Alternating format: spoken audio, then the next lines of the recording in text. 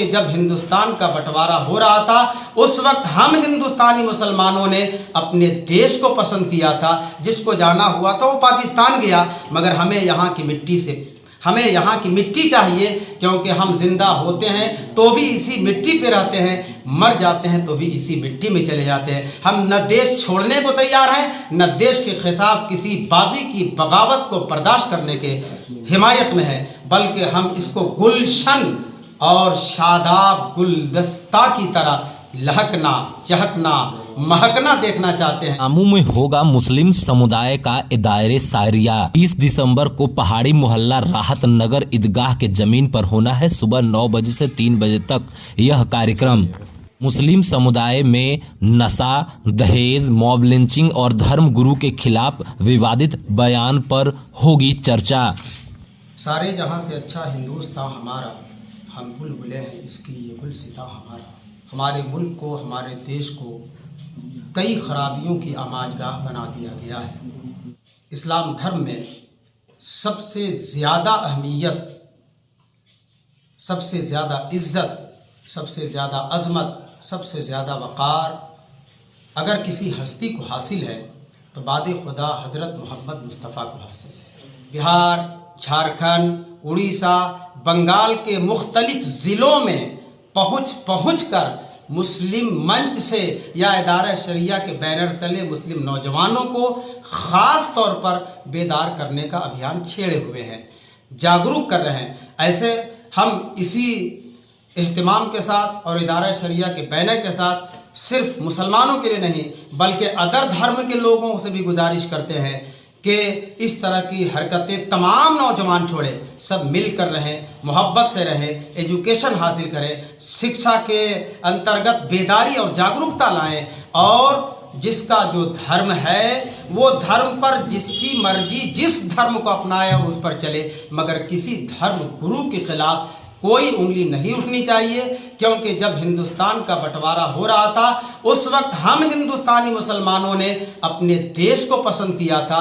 जिसको जाना हुआ था वो पाकिस्तान गया, मगर हमें यहाँ की मिट्टी चाहिए, क्योंकि हम जिंदा होते हैं तो भी इसी मिट्टी पे रहते हैं, मर जाते हैं तो भी इसी मिट्टी में चले जाते हैं। हम न देश छोड़ने को तैयार हैं, न देश के खिलाफ किसी बागी की बगावत को बर्दाश्त करने के हिमायत में है, बल्कि हम इसको गुलशन और शादाब गुलदस्ता की तरह लहकना, चहकना, महकना देखना चाहते हैं।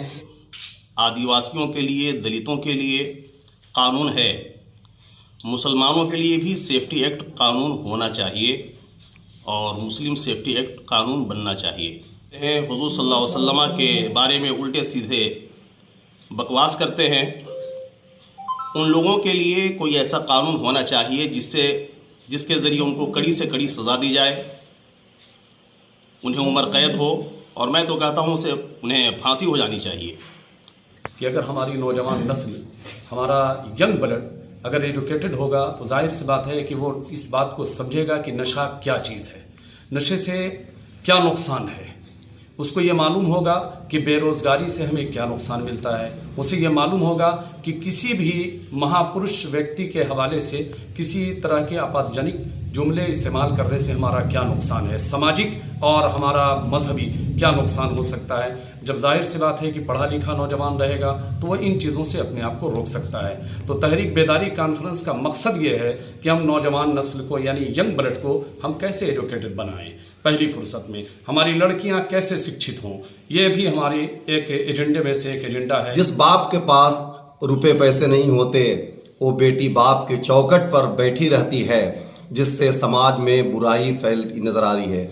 मेरे आका जनाब मोहम्मद रसूलुल्लाह सल्लल्लाहु अलैहि वसल्लम ने इरशाद फरमाया कि निकाह को आसान करो और जना को रोको, लेकिन निकाह को हम लोग इतना जो है मुश्किल बना रहे हैं, डिमांड करके और मुतालबा करके कहीं, और शादियों के मौके पर जिस बाप के पास रुपए पैसे होते हैं, दौलत है, वो लोग डीजे बजाकर और दिगर गलत पटाखे वगैरह छोड़कर ये अपने पैसे को बर्बाद करते हैं। अगर यही पैसा कहीं अच्छी जगह लगा देते, जैसे मसलन तालीम में अगर लगा देते कोई मदरसा या कोई स्कूल या कोई यूनिवर्सिटी खोल देते जिससे बच्चे शिक्षित होते, तालीम हासिल करते, एजुकेटेड होते, समाज में अच्छाई पैदा होती, समाज के लोग अच्छा होते।